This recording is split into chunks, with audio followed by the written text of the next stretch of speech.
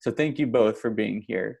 And I want to start off with a question, just to introduce yourself to us. And again, we want this to be a conversation between you two. I'm just here to help moderate it. So can you actually, Ella, can you start us off? Can you tell us or give us a brief background on your rise to politics and why you chose to run for office? Well, first of all, I just want to say thank you, Taylor, for hosting us today. And just briefly, I have always been a servant leader, and living in Ferguson for 40 years, I've noticed a change. And the change was not always in favor of the African American people. So I began to go to various Democratic meetings and started learning about the system and how it works. And I decided that in order to engage more people, the best way to do it from not only from the pulpit, but work in the community. And after the fatal shooting of Mike Brown, I just decided to step up and be more to my community. So it was a great decision for me because it helped me to grow, and it helped a whole lot of other people to grow in this community also. Thanks, Ella. I forgot to mention that you first ran for city council and was elected in April 2015, correct? Correct. So you've been serving Ferguson for a while now. Now, yeah. Wesley, can you give us a brief background on your rise to politics? You know, and first I want to acknowledge not only the Brown School, but also Washington University in general. When I was starting my academic career, if you will, WashU was not known for getting involved on the grassroots ground level, if you will. And my interest in WashU was purely because, you know, the great academics and the reputation, but not for the community engagement and things of that nature. And I can say that thanks to the leadership that we currently see, staff and students, that is no longer the case. And I appreciate that engagement and WashU's emphasis on that now. And for me, you know, I look at the way, you know, I can't speak for Ella, but running for office was never kind of in the cards for me. I was like most, you know, I think most African Americans, you know, we show up at the polls, and I'm going a few years back because the landscape is different. But you know, prior to that, we show up at the polls, but I wasn't aware of actually running for office. And I actually helped a friend run for office, and that's the first introduction that I had to this side of politics. And so I was a professor. I actually started teaching at Harris Stowe, and I taught an urban policing class, and one of the curriculum parts of the curriculum was on community policing, and so I actually gave a few speeches on community policing, and literally no one showed up. And once Ferguson became Ferguson and happened, now just like Ella, you know, there were people coming, national media personalities coming and interviewing us about what we thought was the problem. And so I started talking about community policing, and like Ella, I decided to run because I thought I could help out. This was not, at that time, this was not a stepping stone position by any measurements. This was a position that, you know, you got in because you wanted to help and be a part of the solution, and that's where it started. Mm-hmm. Wow, thank you for sharing that. As a brief housekeeping note, would ask all of our guests to enter any questions or follow-up questions you may have in the Q&A chat box.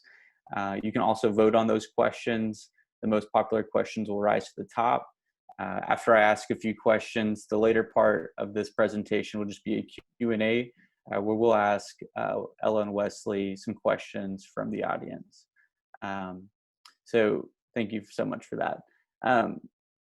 Now, both of you ran grassroots campaigns, and I think that this is incredible and impactful because you're mobilizing your community, and you're centering your community on the central message. So can you tell us just a little bit about your grassroots organizing and how you see it affecting your communities? Well, with the grassroots, I love it because I enjoy knocking doors, talking to people. And before this, we had Police Chief Moss. And when he first came to St. Louis, Wesley and I took him around the various wards, walking and talking. And people remember the fact that he was being introduced to them not as someone who was going to force authority on them, but as a man, and that made a big difference. So I just continued that pattern as to knocking on doors, talking to people, picking up momentum. The more you get out and interact with people, one thing I've learned early in my career is that people are not interested in how much you know until you show them how much you care. And people enjoy having a conversation and just going to the various neighborhoods, talking to the people and listening to them, see what they want change. And then people began to take the message that we want equality, we wanted what happens in the third ward, we want it in the first ward, vice versa. One ward should not be more important than the next ward. So the people began to buy into the message. And the more we went out talking to people, the more people became interested and they got on board working the campaign. It's important for people to understand and know that when you have a candidate out there and they care about you, then it's easy for them to follow. And they began to organize themselves. That was the key to it. Whenever something was not said in a positive manner about me, the people answer. I didn't have to. And that makes a difference because it shows that the people care about the leader and they care about the one who is caring about them. So grassroots is the way to go because there's no other way to go. Getting out there, knocking on doors, getting people involved, showing people you care about them, and helping them to see that the platform that you are going to present to help stabilize their neighborhood includes them. And I'll add and build on to what Ella said because I agree with everything that she said. But I think that at the heart of any grassroots campaign, or honestly any campaign, is that you have to ask people for their vote, and as much as possible, ask them yourself. Now, in Ferguson, and I know Ella can speak to this too, we went and asked for every individual's vote that we got primarily. Now in a countywide race, that's a little bit more difficult, but the premise of that still holds true, is to be as visible as you possibly can, particularly in the historically lower turnout areas of St. Louis County. And those are places like North County that are used to being ignored, and having knocked on so many doors of people, particularly in North County and Mid County, but even in South County, where people were saying, hey, no one's ever come and knocked on my door and asked me for my vote. And that means something to people when they get a chance to hear directly from you, or one of your volunteers is knocking on the door, and that volunteer can say, hey, Mr. Bell or Miss Jones is right around the corner if you want me to bring them over. that means something to people, and it helps build those coalitions. And I'll close on this question by saying what I saw at the end of our last campaign was that as a result of being so visible, a bunch of mini campaigns broke out. And so we got to the point where people were coming to the office saying, hey, I live in this neighborhood in Florissant, or I live in this neighborhood in Wellston, and we got 4 or 5 people, give us lit, and we're gonna go knock on doors for you. And so I think that what Ella said holds true, is that you empower people by asking them for their vote directly, and that they see that they can touch you, they can talk to you directly, and I think that goes a long way. Follow-up question on that. I've seen it from both of you. It wasn't just in your campaigns that you mobilized this this network, but it's really in your leadership style while in office as well. Can you tell us a little bit about how you maintain that grassroots network while being in office and while leading? Well, to maintain that grassroots, that group, they have, once you empower people, then leaders will emerge. And when people see that you have empowered them and the leaders emerge, then they come up with an agenda that you wouldn't even think about. How to continue working, how to continue to support. One thing I like about my group is that they say the work is just beginning. It was not enough just to work and get me in the office. However, they realized that the work must continue to support me in office, doing the things that I feel like the neighborhood should still be doing. So once you empower people and the leaders emerge and they begin to strategize and they began to continue to pick up momentum, that's the most powerful group you can have. Yeah, and forgive me if there's a lot of agreeing with Ella. Well, we work together. Yeah, that's what I was about to say. We work together, and we've had a lot of these conversations. And so, I just think it's, I think to Ella's point that, making sure that, understanding that there are different types of leadership styles, and some lead vocally, and some lead by actions. And I think one thing that Ella and I talked about a lot is that we needed to do both in this position. No disrespect to a lot of good people who served in the Ferguson City Council before us, but one thing that we talked about was that we were going to change the responsibilities, the job description of that of being a council person, particularly in Ferguson, and that's a part-time position. It was a $250 stipend, and so you understand when people have to work, and oftentimes they don't have time to do all those responsibilities. But we knew that in this position, in the atmosphere that we came in, that they just wasn't going to cut it. So we made a point to engage the community and work on community events.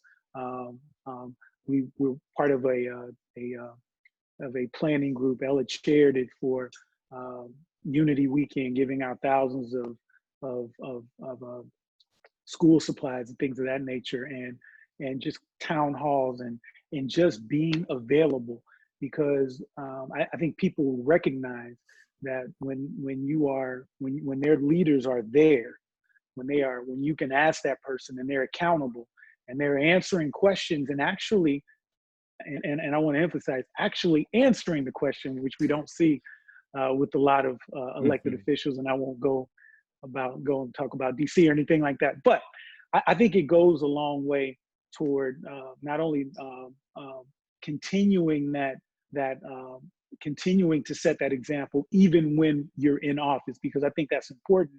And I can say this about Ella as well as myself, as my students would say, check the receipts. You can see us out in the community. You can see what we're doing you can see the footprint, and that has not stopped, and it will not stop. Mm-hmm, mm-hmm. And I'm just hearing, to go add ahead. something else, Taylor, yesterday we started a food bank program here for senior citizens. And I called one of the seniors and asked them, were they going to be home? And she said, I'm going to be home. I said, we need to drop your food off to you. So I went over to her house and she's like, what you mean? You still going to deliver food? I said, I'm not going to change. You need the food? I'm going to bring it to you. And she just called everyone, say, the mayor's at my house delivering food to me. I'm like, this is what I do. This is who I am. And I'm not going to change, because the mark of a great leader is to lead by example. Mm-hmm. I appreciate both of your approaches, and I'm hearing from both of you, you're trying to empower your communities, give them a voice, and I really think that's an attribute of healthy democracy. I just want to echo again, thank you so much for your service. And can you just briefly talk about some of the ways you've been able to directly impact your communities while being in office? Well, it goes back to what I was doing before I got into office. You know, I just mentioned the food bank program. Wesley mentioned the Unity Weekend, giving away backpacks. That makes a difference, because when you have a single mother and she's working 1 and 2, maybe 2 jobs just to make ends meet, and here we come with backpacks full of school supplies, that helps her to take that monies and maybe pay a light bill with, because she doesn't have to buy school supplies. In addition to that, we work with Samaritan Feet. We have put shoes on over 2,000 kids. That makes a difference. And they are stylish tennis shoes. And for the little ones, they light up and they like Batman and Spider-Man, and they enjoy all of that. But the parents, when they come close, they say, thank you. We appreciate it. We needed that. That's a paycheck of the heart. Nobody can buy that from you. It's a paycheck of the heart. When the COVID-19 pandemic hit, I called Wesley. I said, what are we going to do?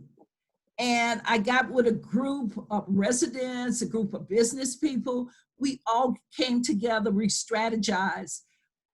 There is a nursing home in Ferguson. It's not being occupied right now, but it soon will be, because we're going to put it back into business. And they allow us to use the parking lot to open a COVID-19 test site for the people. And the people were excited to have one here in Ferguson. Not only that, we went mobile with the test site. So it's just continuing your work, and it escalates, put it that way, once you get in office, because there's more for you to do on the level that you are on. And getting the opportunity to talk to corporate America makes a big difference too. So the work continues. It never stops. And I would say for me, it starts with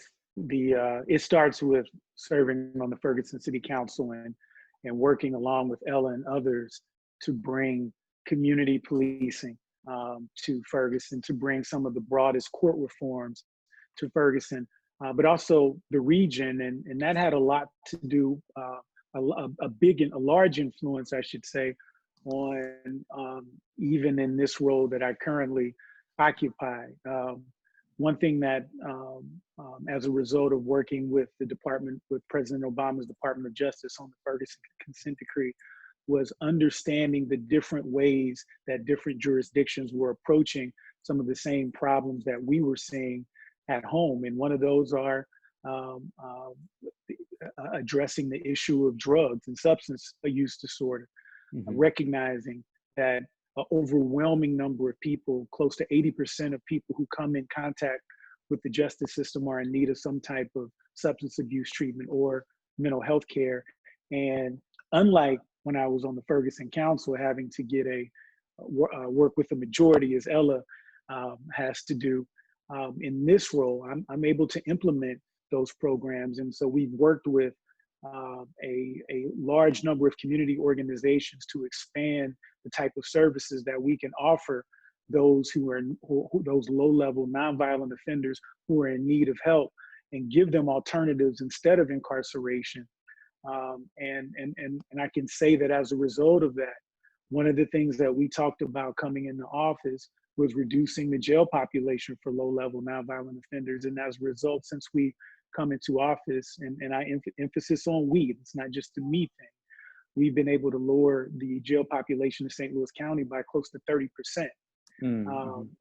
And so those are individuals who did not have to see the inside of a jail cell, who did not need to see the inside of a jail cell, and all of the collateral consequences which come along with seeing the inside of a jail cell, losing one's job, losing one's home.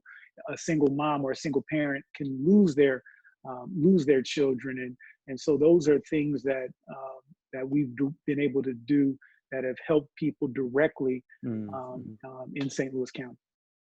Wow. So this is getting around to the whole point of why we asked you to speak to us today. And that is the importance and the power of local elections. And you've given us a lot of examples, a lot of evidence of what you can do at the local level. But as you know, turnout in local elections is not great.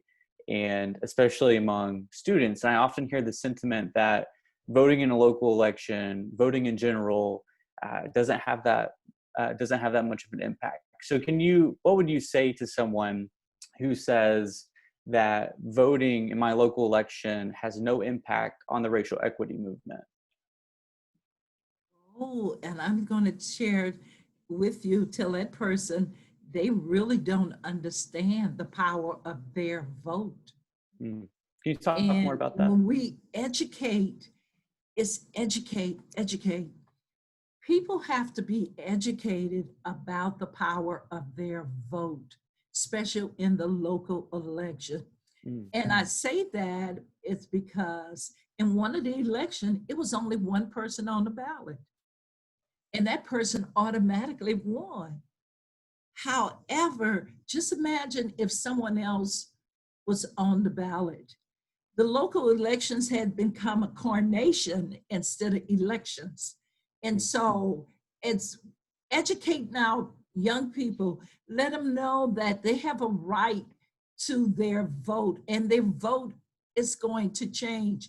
If you have a council person that's sitting there, and a lot of people assume that as a council person, their job is to pass policies and resolutions, and that's not your job. Your job is to serve the people. The people elected you to be that bridge between the people and the government. Your job is to fill that gap. Now, whatever it takes to fill that gap, that's your job. Policies are not going to make the people do what is right. You could put policies out there every day, but if the policy does not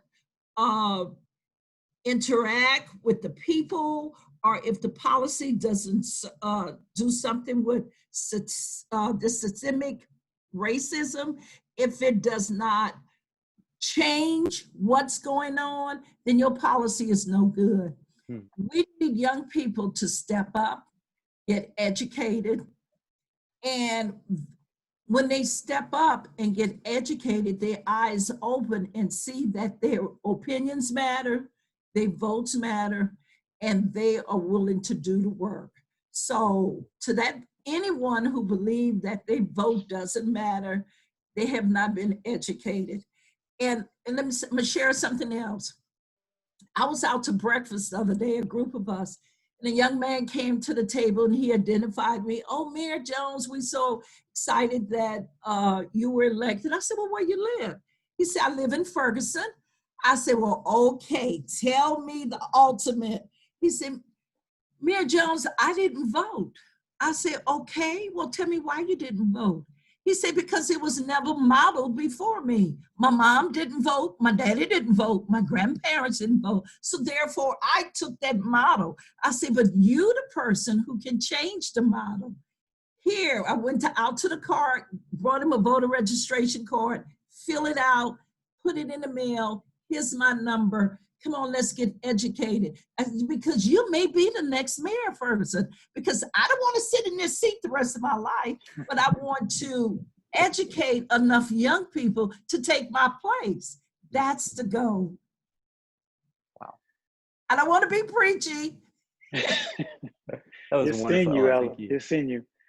You know, I would say to anyone, and I would hope anyone looking at Mayor Jones or myself can recognize that we are examples of voter turnout and people getting out to vote.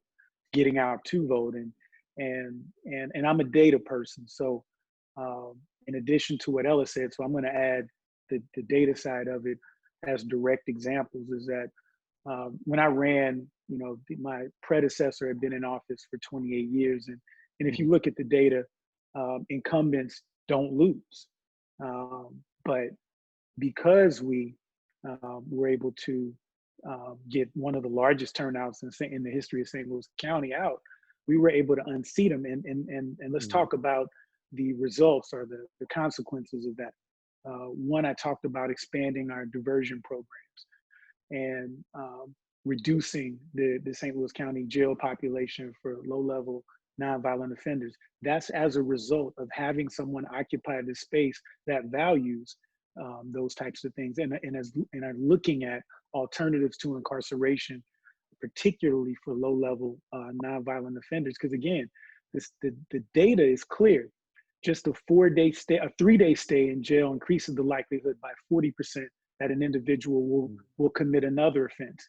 A 5-day stay in jail increases the likelihood by 50%. So we're talking about a system that does not reduce the likelihood of incarceration. It increases the likelihood of incarceration. And let's look at another stat. In addition to that 30% decrease, one of the things that we wanted to do was we wanted to make sure that the people in the St. Louis County Jail were the people that were a threat to the community or a threat to themselves or charged with a serious crime. But the CD and E felonies, those tend to be your lower level fines, your nonviolent fines for the most part. And so currently in St. Louis County, the percentage of individuals that are in there on CD and E felonies is only 17%. So that means that 83 to 85% of the individuals that are in St. Louis County Jail, are in the St. Louis County Jail, I should say, are in there for the serious violent crimes. And that is as a result of the choices that voters made. And I'll end this question on this particular point. A good friend of mine, Mike Jones, who many of you know, he says that he always tells me that one of the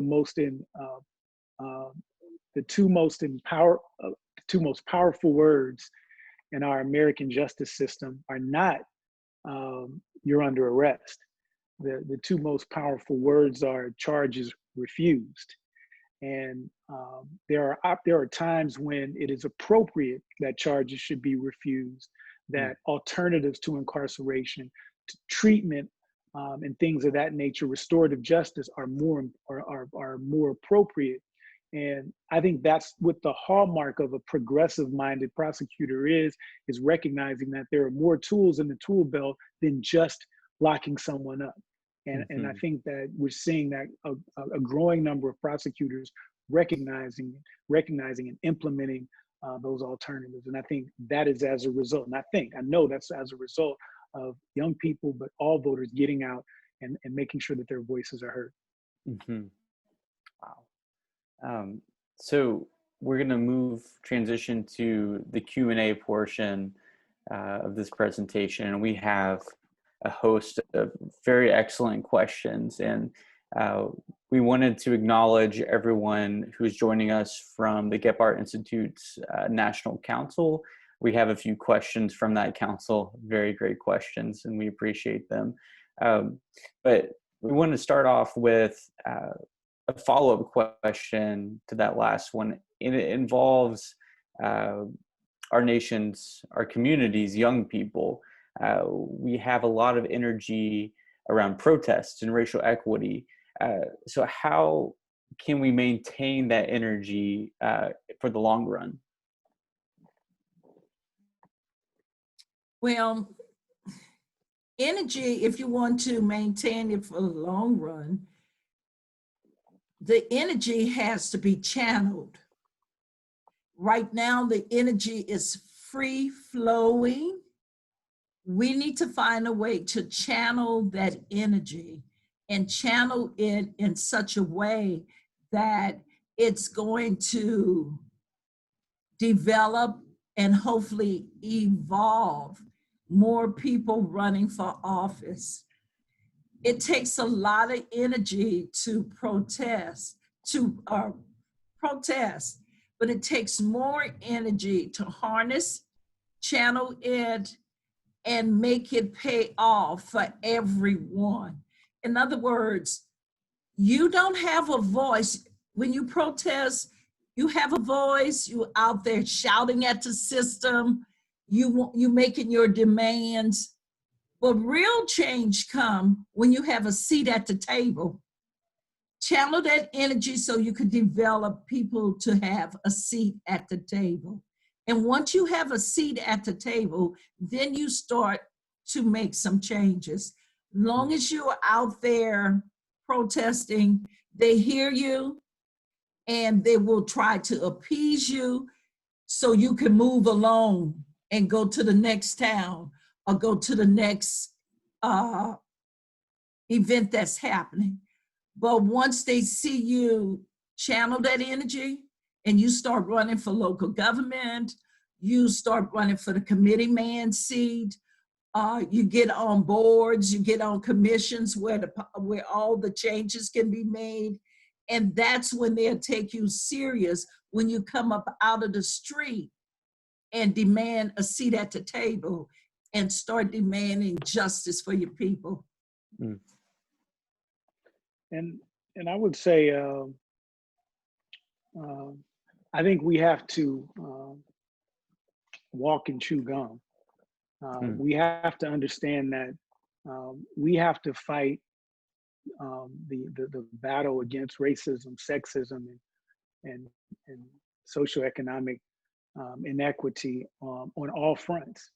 And so that means that when you see people out and all over the country that are nonviolently protesting systemic racism, I don't think that we can undermine how important that is. And one thing that I recently even posted on social media is that as heartbroken as I am that Mr. Floyd lost his life, that Mr. Floyd lost his life, I don't think that I've hit that kind of low in a while. And again, we've seen other examples, but that to see that in real time, or not real time, but to see it live was just so heartbreaking.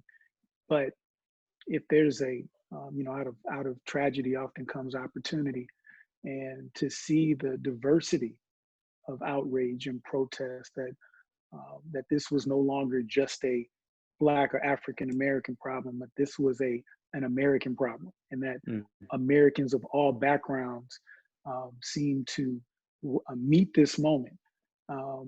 That made me feel more American than I've ever felt in my life, and I'll be perfectly candid when I say that, because when you look at these types of issues, you can often feel like you're on an island, and that this is just our problem, because you can look at the history, I should say, of this country, and know that these have been issues that have plagued this country since its inception. And so now to see the diversity of people that are getting involved and saying that this will not be tolerated, it is encouraging. Now, having said that, I would liken it for you Cardinal fans as a 7-game series. We have not won the championship. This is the equivalent of winning game 1. So we still got a long way to go in this fight. But I would say don't underestimate the power of your individual voice. But in addition to that, the power of having to get out and vote in every single election. So there is, as Ella talked about, having people that can make the decisions at the table internally, but also externally. And to have people that are to know that, and I'm sorry, let me say it this way. Politicians know who votes and don't vote. You can get online, you can see where the votes are coming from. And if you do not vote, you are not going to get the attention of people running for office. And that means that your issues are not going to get the same attention as a voter or a community that does vote consistently. And I think that it's important that every single election, not just the presidential election, but the local elections, the primary elections, I don't care if it's dog catcher or street cleaner, make sure you get out and vote, because that is how your voice is heard and that's how your issues will be heard. It's not a coincidence that after the Ferguson elections, where we saw record turnouts, after the county elections, when I was elected, where we saw record turnouts, that now you see politicians giving much more attention to historically lower turnout areas like North County. That's not a coincidence. That's because North County in the last few elections has come out in record numbers. And so politicians realize and recognize that they need those votes now, and that they need to be aware and be able to address the issues of voters, not only in West County and South County, which is important, in Mid County, but also places like North County. Mm-hmm. Jumping off of that, each of you, what do you see as 2 or 3 of the most important things that we can do, that we need to do in St. Louis County to overcome systemic racism?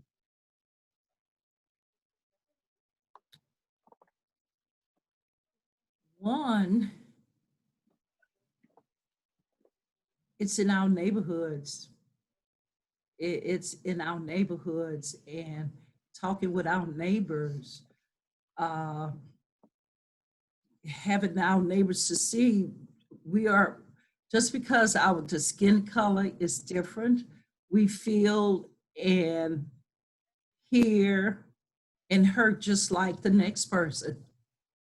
And racism, it's alive, and it's alive and it's reared its head. And I look at, for instance, my election, I get just as much hate mail as I get people congratulate me. And the hate mail comes from not only here in Ferguson, but it comes from all over the United States. I had one person wrote to me and told me I was wrong. I'm a Black woman. I have no business trying to run for office. I have no business wanting to be elected for office. So as a Black woman, I need to shut up and sit down.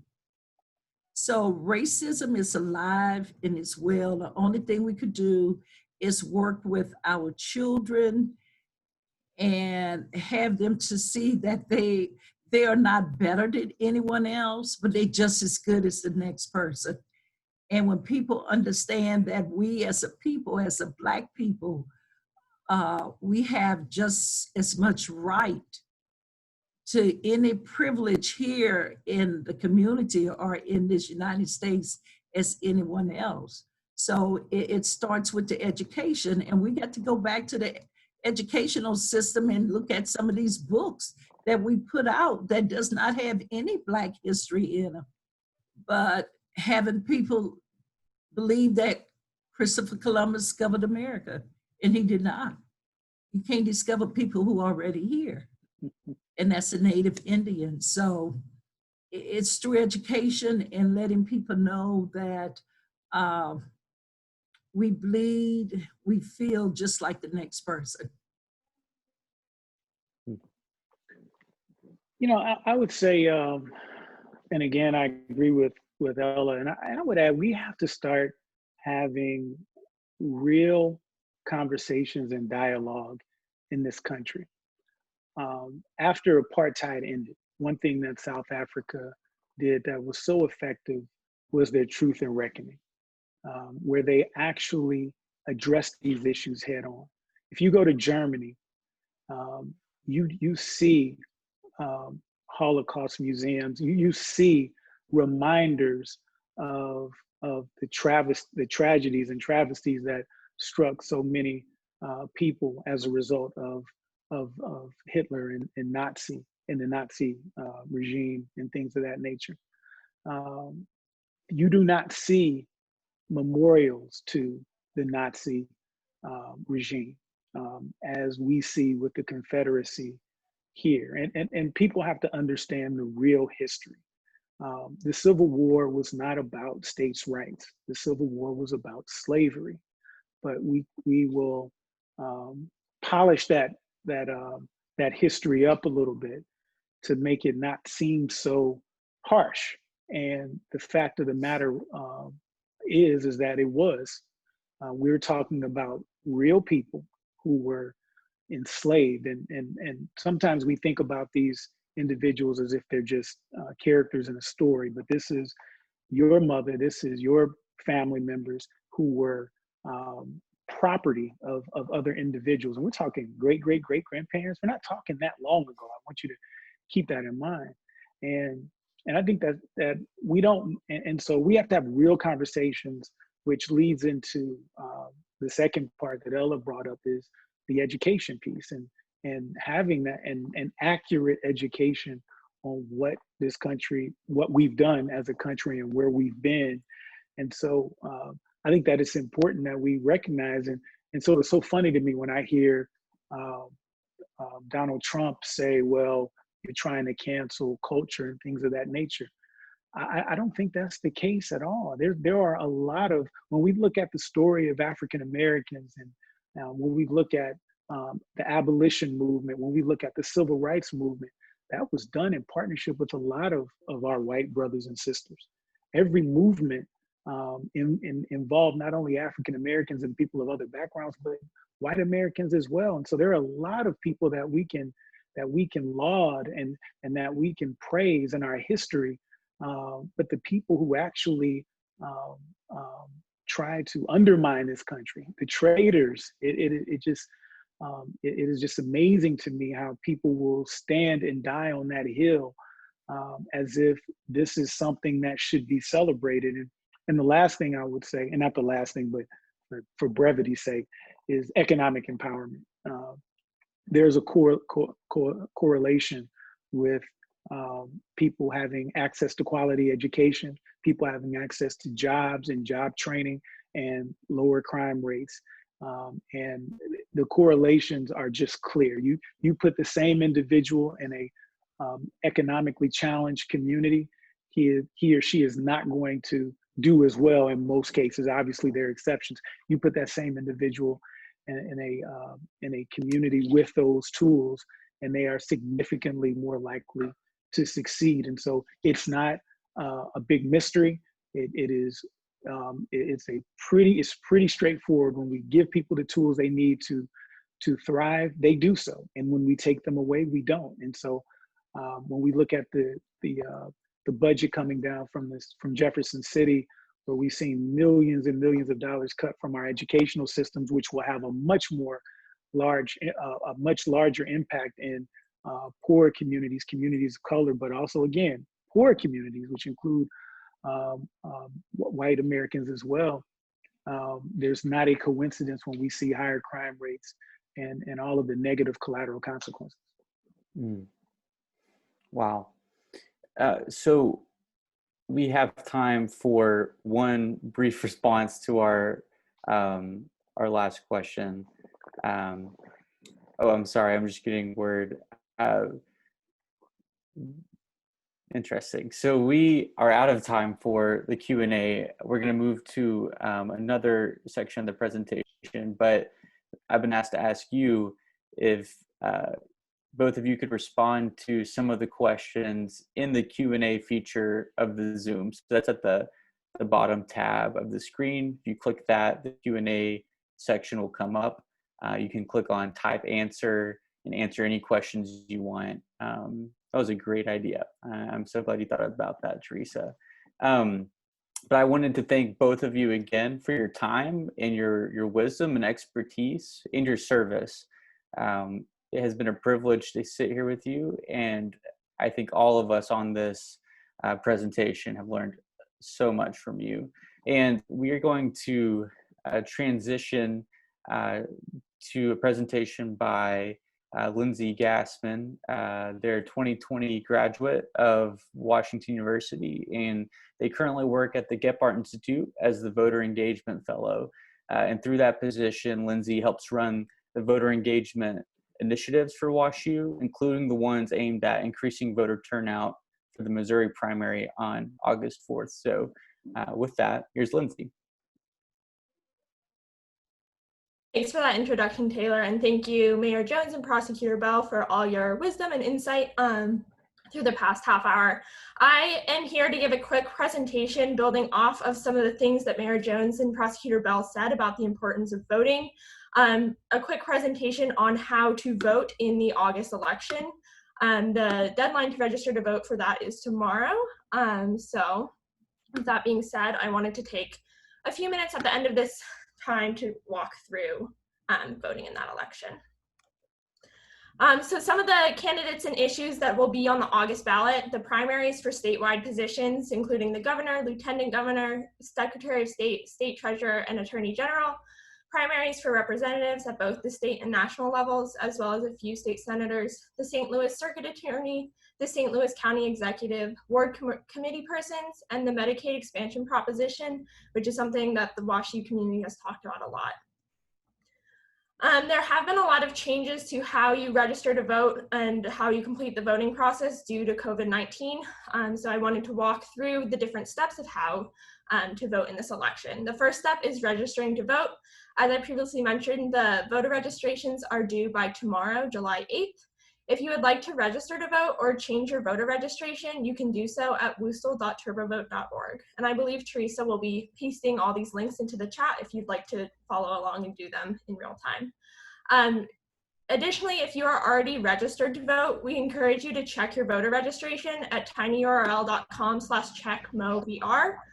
A lot of occasionally folks need to make sure that their voter registrations are up to date and that they haven't been wiped. So it's really important to be checking your voter registration before every election. The second step is going to be considering how you are voting. So for 2020 elections, all Missouri voters have 3 options: in-person voting, absentee voting, or mail-in voting.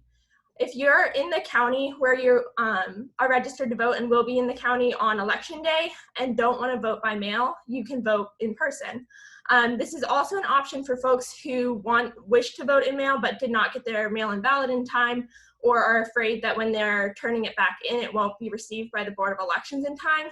You can still take your mail-in ballot to the polling place. They'll spoil the ballot, and you'll be able to vote in person. The next option is voting by mail, which can be done through 2 ways, either absentee or mail-in voting. For absentee voting, that is if you have a valid excuse to vote absentee. These excuses could be that you are out of the county on election day, or you have conditions that make you more susceptible to contracting COVID-19.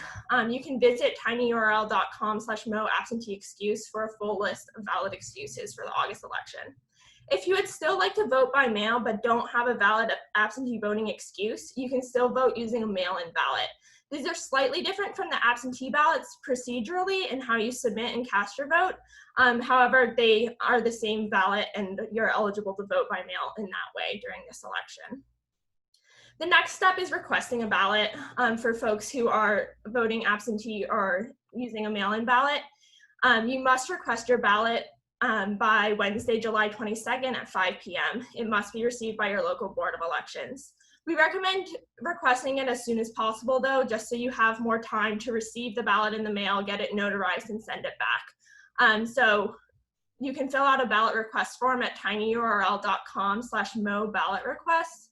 After you fill it out, you'll submit it. This is one of the places where the procedures for absentee versus mail-in voting diverge. For absentee voting, you can submit the form by mail, email, fax, or in person to your local Board of Elections. But if you are voting using a mail-in ballot, you must submit the form by mail or in person. Finally, if you have never voted before in person in Missouri, you must include a copy of a valid voter ID with your request form. For examples of these valid voter IDs, you can visit tinyurl.com/mo-voter-ID.org. This next step will be receiving and notarizing your ballot. This will apply to most absentee and all mail-in ballots. So after you submit your ballot request, you'll receive the ballot in the mail. You should fill it out, but do not seal it. If needed, you should take your unsealed ballot and a government-issued ID to a notary. If you don't know where to find a notary, we recommend checking with your local bank, library, and post office to see if they have a notary that you can use.